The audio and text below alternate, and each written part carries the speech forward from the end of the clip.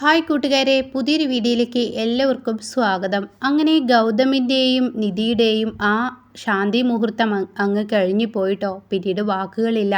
ഗൗതമിന് ആ ഒരു സുഖം കിട്ടിയതിൽ നിധിയെ റൂമിൽ നിന്നും വെളിയിലോട്ട് വിടാൻ താല്പര്യമില്ല. നിധി നീ ഇവിടെ കിടക്കുക എന്ന് പറയുമ്പോൾ ഇല്ല ഞാൻ ചായ ഉണ്ടാക്കട്ടെ എന്ന് പറഞ്ഞിട്ട് നിധി താഴോട്ട് പോകുമ്പോൾ ഗൗതം തൻ്റെ കൈകൾ കൊണ്ട് നിധിയെ പിടിച്ചു വലിച്ച് തൻ്റെ നെഞ്ചോട് ചേർക്കുകയാണ് കേട്ടോ. ഈ സമയം നിധിക്ക് പറയാൻ വാക്കുകളില്ല. എന്താ സാർ ഇങ്ങനെ, ഗൗതം സാർ എന്താ ഈ കാണിക്കുന്നത്? താഴെ അമ്മ വരാത്തത് കൊണ്ട് തന്നെ ഒത്തിരി നേരമായി ഇവർ എന്താ എന്നൊക്കെ പറഞ്ഞ് ചോദ്യം ചെയ്യുമ്പോൾ അവർക്ക് മുന്നിൽ തലകുനിക്കേണ്ടി വരും. അത് നാണക്കേടല്ലേ എന്നൊക്കെ ആയിട്ടോ. അങ്ങനെ ഗൗതമിൻ്റെ കൈകളിൽ നിന്ന് നിധി കൊതറിയോടി നിധി പോവാണ്. ഞാൻ ചായയുമായി വരാം, പിന്നീടാവാം എന്ന് പറഞ്ഞു പോകുന്നു കേട്ടോ. പിന്നീട് ഗൗതം ഇന്നലെ രാത്രി നടന്ന ആ സംഭവമായ അക്കാര്യങ്ങൾ ഓർത്ത് ഗൗതം തന്നോട് തന്നെ പുഞ്ചിരിക്കുന്നു കേട്ടോ. ഇതേ സമയമാണെങ്കിലോ ഇപ്പുറത്ത് ചായ ഉണ്ടാക്കാൻ വേണ്ടി നിധി കിച്ചണിൽ വന്നിരിക്കുകയാണ്. അപ്പോഴേക്കും വസുന്ധരയും അതുപോലെ തന്നെ ശിവാനിയും നിധിയെ കാത്തിരിക്കുകയാണ്. കാരണം എങ്ങനെയെങ്കിലും ഇവരുടെ പ്ലാൻ ഇനി വർക്കാക്കണം. അതിന് നിധി ഇനി ഓഫീസിലോട്ട് വരണം. അതിന് എങ്ങനെ തുടക്കമിടും? അതാണ് കേട്ടോ ഇവരുടെ മനസ്സിലുള്ള ലക്ഷ്യം. ശിവാനി പറയുന്നു എന്നെ ഓഫീസിൽ കൊണ്ടുപോകണം എന്ന്. ശിവാനിയും പറയുന്നു എങ്ങനെയെങ്കിലും ഞാനും ഓഫീസിൽ വരുന്ന ആ ഒരു സിറ്റുവേഷൻ എനിക്ക് ഉണ്ടാക്കി തന്നു കഴിഞ്ഞാൽ തീർച്ചയായും ഞാൻ ഒരു കാര്യം പറയാം, നിധിയെയും ഗൗതമിനെയും എന്നേക്കും പിരിക്കുന്ന കാര്യം ഞാൻ ഏറ്റു എന്നായിട്ടോ. അപ്പോൾ ഇത് കേൾക്കുമ്പോൾ ഒത്തിരി സന്തോഷം തോന്നുന്നു വസുന്ധരയ്ക്ക്. പക്ഷേ താൻ എപ്പോഴും രേണുകയുടെയും ശിവാനിയുടെയും കൂടെ നടന്ന കുഴിയിൽ തന്നെ വീഴുള്ളൂ എന്ന് വസുന്ധര ഇതുവരെയും മനസ്സിലാക്കിയിട്ടില്ല കേട്ടോ. അങ്ങനെ നിധിയാണെങ്കിൽ ഒരു വിവാഹ ജീവിതമൊക്കെ കഴിഞ്ഞു, ഇതുവരെ ശാന്തി മുഹൂർത്തം കഴിയാത്തത് കൊണ്ട് തന്നെ എന്താണ് ഭാര്യ ഭർത്ത ബന്ധം എന്നറിയാത്ത നിധി ഇപ്പോഴത് അറിയുമ്പോൾ നിധി പാറുവിനോട് പറയാണ്, അമ്മേ ഇനി ഞാൻ ജോലിക്കൊന്നും പോകുന്നില്ല, ഒരു കുടുംബിനിയായി വീട്ടിൽ താമസിക്കാനാണ് എനിക്കാഗ്രഹം എന്ന് നിധി പറയുന്നു കേട്ടോ. എന്നാൽ ഈ സമയം അത് കേൾക്കുന്ന പാറു പറയാണ്, ആ മോളെ നീ ഇവിടെ ഉള്ളതുമാണ് എൻ്റെ മനസ്സിന് സമാധാനം എന്ന് പറയണം കേട്ടോ. ഇതേ സമയം പുറത്തോട്ട് വരുമ്പോൾ പാറു പറയാണ്, ഗൗതമിൻ്റെ സൈക്കിൾ അവിടെ കാണുന്നില്ലല്ലോ, അവന് എങ്ങോട്ടെങ്കിലും പോയിട്ടുണ്ടോ, അവൻ്റെ സൈക്കിൾ കാണുന്നില്ലല്ലോ എന്ന് പറയുമ്പോൾ അവിടെ പറയാണ്, സൈക്കിൾ അവിടെ ഉണ്ടാവും, അവനൊരു പക്ഷേ എക്സസൈസിന് അങ്ങനെ എന്തെങ്കിലും പോയിട്ടുണ്ടാവില്ല, ഞാൻ കുളിക്കാൻ പറഞ്ഞിട്ട് കുളിച്ചില്ല എന്ന് പറയാണ്. ഇതേ സമയം ഗൗതം റൂമിലുണ്ടോ എന്നൊന്നും പോയി നോക്കട്ടെ ഞാൻ എന്ന് പറഞ്ഞിട്ട് പാറു റൂമിൽ ചെന്ന് നോക്കുമ്പോൾ ഗൗതമിനെ അവിടെ കാണുന്നില്ല കേട്ടോ. അങ്ങനെ ഗൗതം അവിടെ ഇല്ല എന്ന് വന്നിട്ട് പാറു പറയാണ്. അപ്പോൾ വസുന്ധരയും ഒക്കെ ഇങ്ങനെ നിധിയോട് നല്ല രീതിയിൽ പെരുമാറാണ്. വസു ചോദിക്കുകയാണ്, ഫസ്റ്റ് നൈറ്റൊക്കെ കഴിഞ്ഞില്ല, ഇനി എന്തായാലും ഗൗതം ഇങ്ങോട്ടാണ് പോയത്, ഇന്നും അവന് എക്സസൈസിന് പോയോ എന്നൊക്കെ ചോദിക്കുമ്പോൾ ആ പോയിരിക്കുന്നു എന്ന് തോന്നുന്നു, എന്നോടൊന്നും പറഞ്ഞില്ല എന്ന് നിധി പറയണം. പിന്നീട് നിധിക്ക് വിഷമമാവണം, എന്നോടൊരു വാക്ക് പോലും പറയാതെ എങ്ങോട്ടാണ് ഇപ്പോൾ പോയിട്ടുണ്ടാവുക എന്നിങ്ങനെ നിധി ആലോചിച്ച് റൂമിൽ ഇങ്ങനെ ഇരിക്കുകയാണ്.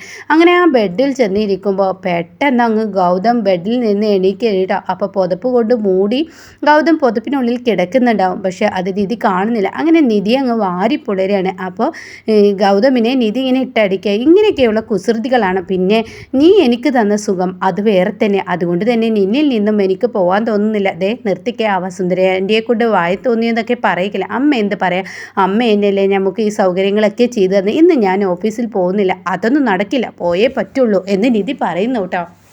അങ്ങനെ നിധി ഗൗതമിനോട് ഓഫീസിൽ പോകാൻ പറയണം. അപ്പം നീ വരുന്നില്ലേ എന്ന് ചോദിക്കുമ്പോൾ ഇല്ല, ഇനി എനിക്കൊരു കുടുംബിനിയായി ജീവിക്കാൻ, ഇവിടുത്തെ കാര്യങ്ങൾ നോക്കി ഗൗതം സാറിൻ്റെ കാര്യങ്ങൾ നോക്കി ജീവിക്കാനാണ് എനിക്കിഷ്ടം, അതാണ് ഞാൻ ഇഷ്ടപ്പെടുന്നതെന്ന് പറയണം കേട്ടോ. അങ്ങനെ പിന്നീട് നിന്നെ ഇഷ്ടം അതുപോലെ ആയിക്കോട്ടെ, പക്ഷേ നീ ഉള്ളതാണ് എനിക്കൊരു സുഖം എന്ന് പറയണ്ട. അങ്ങനെ ചായ കുടിക്കാൻ വേണ്ടി പാറു വിളിക്കുകയാണ്. അങ്ങനെ എല്ലാവരും വന്ന് ടേബിളിൽ ചായ കുടിക്കാതിരിക്കുകയാണ്. അപ്പോൾ വസുന്ധര നല്ല രീതിയിൽ തന്നെ നിധിയെ ഇങ്ങനെ സൽക്കരിക്കുകയാണ്. നിധി നീ ഇരിക്കുക, നീ അടുത്തിരിക്കുക എന്നൊക്കെ പറഞ്ഞിട്ട് ഇങ്ങനെ വസുന്ധര സൽക്കരിക്കുന്നത് കാണുമ്പോൾ തന്നെ നിധിക്ക് സംഭവം പിടികിട്ടി, എന്തോ ഒരു നിഗൂഢത ഇതിലുണ്ട്, അവരെ അടുക്കുന്നുണ്ടെങ്കിൽ അവരെന്നെ തകർക്കാൻ തന്നെയായിരിക്കും. ഇത് പാറുവിന് മനസ്സിലാവും, പക്ഷെ ഗൗതമിന് മനസ്സിലാവുന്നില്ല.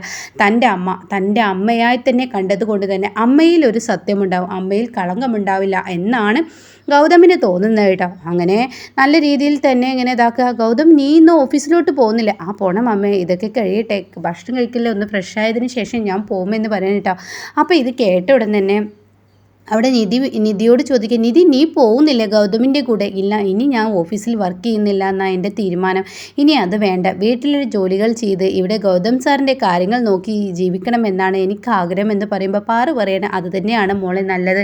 ഓഫീസിലെ പണി ഏറ്റെടുത്ത് കഴിഞ്ഞ് ജീവിതത്തിന് സ്വസ്ഥത എന്ത് സമാധാനം എന്ത് എന്നറിയാൻ കഴിയില്ല. അതുകൊണ്ട് തന്നെ ഇങ്ങനെ ഇവിടെ നിന്നോ എന്നൊക്കെ പറയണ്ട. അപ്പം അത് കേൾക്കുന്ന വസു പറയണേ, ഈ പാറുവിന് എന്തറിയാം, ഏട്ടത്തിക്ക് എന്തറിയാം? ഏട്ടത്തി ഈ അടുക്കളയുടെ 4 ചുമരിൽ ജീവിച്ച ആളല്ലേ, പുറംലോകം അറിയുന്ന നിധിയോട് ഇങ്ങനെയൊക്കെയാണ് പറയേണ്ടത്? അത്യാവശ്യം വിദ്യാഭ്യാസവും അത്യാവശ്യം കമ്പനിക്ക് തന്നെ ഒരുപാട് നേട്ടങ്ങളും ഉണ്ടാക്കിയ നിധിയാണ് ഓഫീസിൽ വരേണ്ടത്. ഇപ്പോൾ പുതിയൊരു പോസ്റ്റ് നിധിക്ക് സെക്രട്ടറി പോസ്റ്റ് കൊടുത്തതിന് ശേഷം എന്തെല്ലാം നേട്ടങ്ങളും എന്തെല്ലാം പ്രശ്നത്തിന് പരിഹാരമാണ് നിധി ഉണ്ടാക്കിയിരിക്കുന്നത്? എത്രയോ വർഷത്തിന് ശേഷം ആ ഒരു പ്രശ്നം പരിഹരിച്ചില്ലേ എന്നൊക്കെ പറയുമ്പോൾ ഗൗതം ആകെ ഞെട്ടിപ്പോവാണ് കേട്ടോ. ഇതേ സമയം പാറു ആകെ ഞെട്ടാണ്. ഒരു നിമിഷം ശിവാനിയുടെയും കിളി പോവാണ്.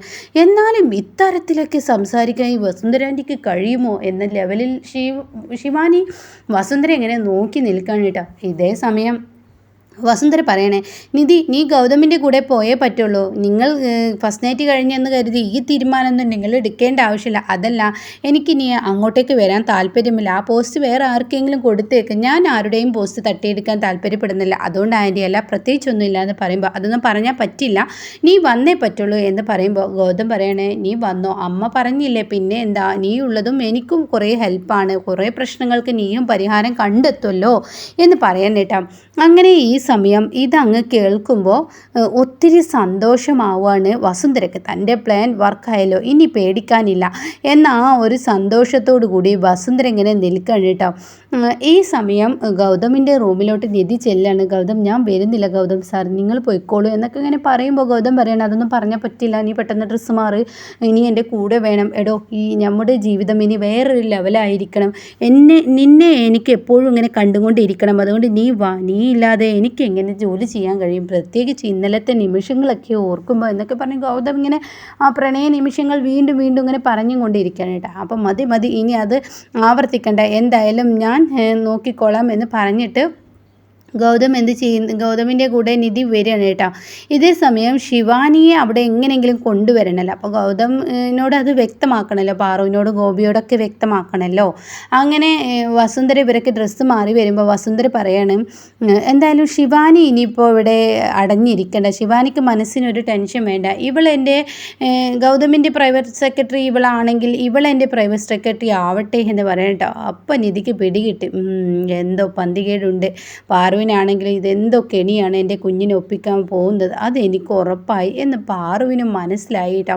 അപ്പം അങ്ങനെയൊക്കെയാണ് ഇനി വരാനിരിക്കുന്നത്. എന്തായാലും ഇനിയാണ് ഈ ഒരു ചന്ദ്രബോസ് ഉണ്ടല്ലോ, അയാളുമായി ഇനി കൂട്ടുകൂടും. എന്നിട്ട് നിധിയുടെ അയാൾക്കൊരു ടെൻഡർ അടിച്ചെടുക്കണം, അതിനെക്കുറിച്ചൊക്കെ ഞാൻ പറഞ്ഞിരുന്നില്ല, അത് ഇവരെ കൂട്ടുപിടിച്ച് ചെയ്യും. പക്ഷെ അത് നിധി പൊളിച്ചെടുക്കുന്ന, അയാളെ കൊടുക്കുന്ന ആ തരത്തിലുള്ള ഒരു 1.5 എൻട്രി നിധിയുടെ ഉണ്ട് കേട്ടോ. അപ്പോൾ അതൊക്കെ വരാനുണ്ട്. അതിന് ശേഷമാണ് നിധി ഗൗതമിനെ കുറിച്ച് ആ രഹസ്യം അറിയാനിരിക്കുന്നത്.